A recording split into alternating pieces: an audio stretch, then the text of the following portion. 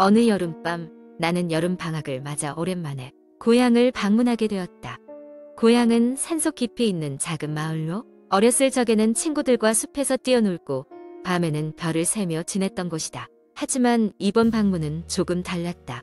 마을에 도착하니 어딘가 모르게 음산한 분위기가 맴돌았다. 사람들은 다소 경계하는 듯 보였고 낮에도 거리엔 빈집들이 많아져 있었다. 오랜만에 돌아온 마을이 낯설게 느껴졌지만 나는 먼저 할머니 댁으로 향했다. 할머니께서는 나를 반갑게 맞아주셨고 오랜만에 재회한 기쁨에 저녁 늦게까지 이야기를 나누다 나는 지친 몸을 이끌고 잠자리에 들었다. 하지만 깊은 밤중 몇 시쯤이었을까? 창밖에서 이상한 소리가 들리기 시작했다. 처음엔 바람 소리인 줄 알았지만 이내 그것이 사람의 발걸음 소리임을 알게 되었다. 마치 누군가 내 방 창문 바로 밑에서 계속 서성이는 듯한 느낌이었다. 두려움이 엄습했지만 용기를 내어 창밖을 살펴보았다. 그러나 그곳엔 아무도 없었다. 다음 날 아침 나는 할머니께 어젯밤 있었던 일을 말씀드렸다. 할머니는 잠시 심각한 표정으로 나를 지켜보시더니 마을에서 전해 내려오는 숲속의 여인 이야기를 해주셨다. 이 이야기는 마을 근처 숲에 홀로 서성이는 수수께끼의 여인에 대한 것으로 그 여인을 본 사람은 얼마 뒤에 알 수 없는 이유로 마을을 떠나거나 실종된다고 했다. 나는 할머니의 이야기를 그저 전설이나 괴담으로 여겼고 대수롭지 않게 넘기려 했다. 하지만 그날 밤 다시 한번 발걸음 소리와 함께 창문을 두드리는 소리가 들렸다. 이번엔 작은 속삭임까지 들려왔다. 여기야, 날 찾으러 와. 그 소리는 고요한 밤 공기를 뚫고 명확하게 내게 다가왔다. 두려움에 숨이 막힐 정도였지만 호기심과 이상한 끌림에 못 이겨나는 창문을 살짝 열어보았다. 그 순간 무언가가 내 얼굴을 스치고 지나갔다. 겁에 질려 뒤로 주저앉고 말았다. 다음 날 나는 울적한 기분을 떨쳐내기 위해 마을을 둘러보기로 했다. 익숙한 곳을 산책하며 친구들과의 추억을 떠올리던 중 나는 낡은 폐가를 발견했다. 어릴 적 함께 놀던 친구들의 이야기가 생각나 그곳으로 향했다. 하지만 그 폐가에 발을 들이기 전 누군가가 나를 지켜보고 있다는 섬뜩한 느낌이 들었다. 불현듯 어젯밤의 속삭임이 떠올랐고 나는 서둘러 그곳을 벗어났다. 그날 밤 끔찍한 꿈을 꾸었다. 꿈속에서 나는 여인을 따라 숲속 깊이 들어갔다. 여인의 얼굴은 어둠에 가려 보이지 않았지만 그녀가 이끄는 방향으로 걷고 또 걸었다. 끄는에서 깨어났을 때 나는 몸이 땀에 흠뻑 젖어 있었다. 더 이상은 안 되겠다 싶어 할머니께 모든 것을 말씀드렸고 할머니는 깊은 한숨을 내쉬며 이번에는 정말 조심하라는 경고를 주셨다. 얼마 후 나는 숲으로 가야겠다는 결심을 했다. 뭐에 홀린 것처럼 나는 여인의 정체와 그 발걸음 소리의 진실을 알아야만 할 것 같았다. 작은 손전등 하나에 의지한 채 숲속으로 발걸음을 옮겼다. 어둠 속에서 나는 여인의 속삭임을 다시 듣기 시작했다. 이쪽이야, 더 깊이. 그녀의 목소리는 점점 더 선명해졌고 나는 의식하지 못한 채 점점 더 깊은 숲속으로 빠져들었다. 얼마나 걸었을까? 나는 이상하게도 익숙한 장소에 도착했다. 그것은 바로 오래전 버려진 폐가였다. 그곳엔 밤의 어둠과 음산함만이 도사리고 있었다. 순간 등 뒤에서 차가운 손길이 느껴져 뒤돌아보니 여인이 서 있었다. 그녀의 얼굴은 여전히 어두웠지만 나는 알 수 없는 안도감과 두려움을 동시에 느꼈다. 그 여인은 손짓으로 나를 어딘가로 이끌었고 나는 알 수 없는 힘에 의해 그를 따라갔다. 그리고 곧 나는 그 여인이 이끌던 끔찍한 비밀과 마주할 수밖에 없었다.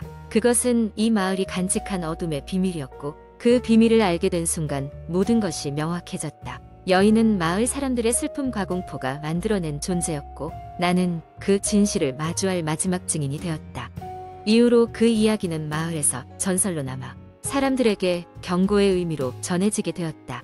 나는 더 이상 그 소리를 듣지 않게 되었지만 그 여름 방학의 기억은 오래도록 내 가슴 속에 자리 잡고 있었다. 여름밤 혹시라도 창밖에서 들려오는 발걸음 소리가 들린다면 조용히 귀를 기울여보자. 어쩌면 누군가의 슬픈 이야기 가바람을 타고 들려올지도 모른다. 두 번째 이야기 한국 인터넷에는 다양한 공포 이야기가 많이 공유되고 있습니다. 그 중에서 가장 인상을 남기는 이야기를 하나 소개해드리겠습니다.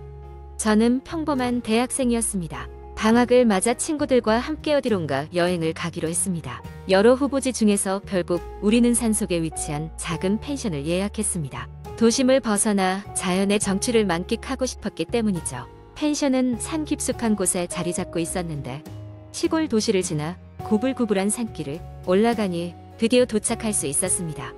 이곳은 인간의 손길이 닿지 않은 듯한 숲에 둘러싸여 있었는데 차에서 내리자마자 숲속에서 들려오는 자연의 소리가 우리를 반겼습니다. 처음엔 그저 평화로운 소풍일 것이라고 생각했습니다. 펜션 주인 아주머니는 친절했고 우리에게 방을 안내해 주었습니다. 방은 아늑하고 깨끗했으며 창문 너머로 보이는 풍경은 그림 같았습니다. 숲과 함께하는 하룻밤이 설렜습니다. 우리는 도착하자마자 짐을 풀고 근처 산책로를 따라 걸으며 자연을 만끽했습니다. 점점 해가 지고 있었고 노을이 지는 하늘이 너무도 아름다웠습니다. 그때까지 아무런 의심도 하지 않았습니다. 펜션에 돌아와 바비큐 파티를 했고 즐겁게 웃으며 호기심 가득한 대화를 나누었습니다. 밤이 되어서야 뭔가 이상하다는 느낌이 들기 시작했습니다. 바람이 세차게 불기 시작하더니 문득 주변이 적막해지기 시작했습니다. 펜션 주인 아주머니는 밤에는 창문을 꼭 닫으라고 신신당부하셨습니다. 숲 속이라 짐승들이 올 수 있다는 이유에서였습니다. 모든 창문을 닫고 난 뒤 우리는 방에 둘러앉아 이야기를 나누고 있었습니다. 갑작스레 창문이 쾅 하는 소리와 함께 흔들렸고 모두들 놀라서 입을 다물었습니다. 창문 밖을 내다보니 아무것도 보이지 않았습니다. 그저 어둡기만 했죠. 몇몇 친구는 장난기가 발동에 겁주는 이야기들을 늘어놓기도 했습니다. 그때였습니다. 밖에서 누군가 창문을 두드리는 소리가 들리기 시작한 것은 처음에는 바람 때문일 거라 생각했습니다. 그런데 두드림은 점점 더 규칙적이고 뚜렷해졌습니다. 마치 우리를 불러내려는 것 같은 기분이 들었습니다. 우리는 조금 겁이 났지만 누군가 나가 보기로 했습니다. 용감하게 나가본 친구는 아무도 없다고 했지만 더 이상 두드리는 소리는 들리지 않았습니다. 우리는 그제야 안심할 수 있었습니다. 그러나 다시 방에 들어오자마자 이번에는 반대편 창문에서 같은 소리가 들리기 시작했습니다. 더욱 의아해진 우리는 아무도 없는 창밖을 주시했습니다. 그 순간 멀리서 희미한 사람 형상이 보였습니다. 너무 멀어서 확실하진 않았지만 분명 사람 같았습니다. 우리는 그가 누군지 확인하고자 문을 열고 나가보았습니다. 그는 숲으로 사라지는 중이었고 그 후로 우리는 그 사람을 다시 볼 수 없었습니다. 다음 날 아침 우리는 바로 펜션 주인에게 이 일을 얘기했습니다. 그런데 그녀는 표정이 굳어지며 조용히 주변 이웃들의 이야기를 전해주었습니다. 여러 해 전 이 펜션에 묵으러 온 사람들이 같은 경험을 했고 때로는 더 이상한 일들이 벌어졌다는 것이었습니다. 그때 이후로 그녀는 손님들에게 주의하라고 당부하고 있었던 것입니다. 소름 끼쳤습니다. 다행히도 아무 일 없이 집으로 돌아올 수 있었지만 그날 밤에 두드리는 소리는 아직도 생생하게 기억됩니다. 이 이야기를 다른 사람들에게 전했을 때 몇몇 사람들은 신비한 경험이라며 흥미로워했지만 저는 다시는 그 숲속의 펜션에 머물고 싶지 않았습니다. 세 번째 이야기, 제가 여러분께 들려드릴 이야기는 한국 인터넷에서 자주 회자되는 공포썰 중 하나인 촌락의 비밀입니다. 이 이야기는 오랫동안 인터넷 커뮤니티와 팟캐스트 등에서 다양한 형태로 퍼져나가며 사람들의 상상력을 자극해왔습니다. 자, 이제부터 당신을 그 오싹한 이야기의 세계로 초대합니다. 몇 년 전 여름, 나는 친구들과 함께 산속 외딴 촌락으로 여행을 떠났다.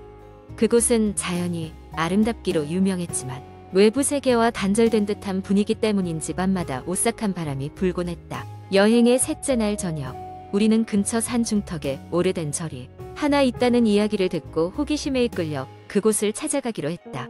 밤하늘엔 구름 한 점 없이 별이 총총히 빛나고 있었고 길을 따라 이어진 나무들 사이로 우리를 안내하는 작은 등불만이 깜빡거렸다. 친구들과 신나게 이야기를 나누며 걷다 보니 어느새 오래된 절에 도착해 있었다. 절은 생각보다 작았고 입구에는 벗겨진 페인트와 이끼가 가득한 문패가 눌러붙어 있었다. 오래된 신전이라는 이름뿐이었던 그곳은 폐허가 된 지 이미 오래인 듯했다. 우리는 조심스럽게 절 안으로 들어갔고 예감이 좋지 않다는 것을 곧바로 느낄 수 있었다. 내부는 어둡고 음침했으며 벽에는 오래전 누군가 그린 듯한 벽화가 희미하게 남아있었다. 벽화 속 인물들의 눈은 마치 우리를 주시하고 있는 듯한 기분이 들었다. 나는 평소 잘 놀라지 않는 성격이었지만 그곳에서는 왠지 모를 불안감이 엄습해왔다. 시간이 지나고 밤이 깊어지자 우리는 절을 나와 기분을 전환하기 위해 마을로 되돌아가기로 했다. 그러나 돌아가는 길에 이상한 일이 벌어졌다.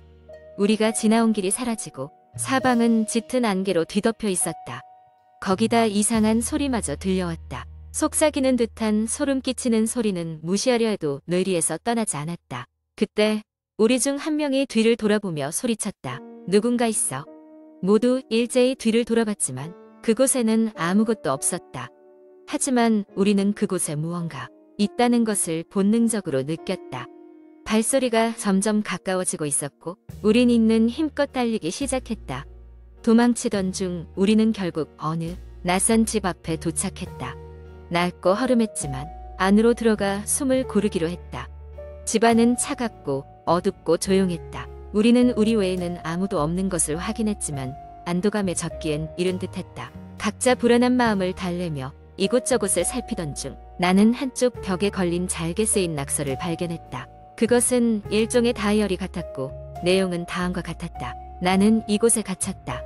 시간 개념도 사라진 지 오래다. 이곳에서 벗어나려 했지만 절대 나갈 수 없다. 누군가 이 글을 읽게 된다면 제발 도와달라. 날 찾지 말고 이곳을 떠나라. 우리는 공포에 사로잡혀 급히 집을 떠났다.